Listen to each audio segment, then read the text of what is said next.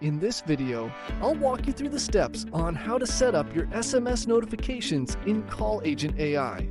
This feature allows your AI assistant to automatically send text messages with key information to your callers, ensuring timely and efficient communication. First, log into your Call Agent AI dashboard. Once you're in, navigate to the Assistance tab on the left-hand side of the screen. Then select the assistant that you want to configure by clicking the Preview button. Then go to Settings and click on the Send SMS section. To enable SMS notifications, click on the Create button.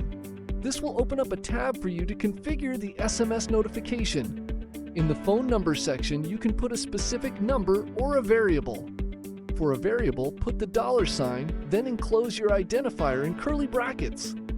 Make sure that your identifier matches the text from your information extractor.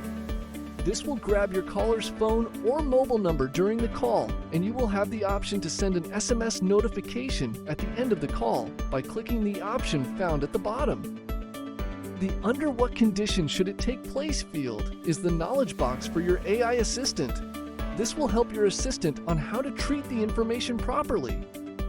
You can assign this SMS notification to specific triggers, such as when a new appointment is booked or a follow-up is needed. Next, you'll need to configure the SMS message template.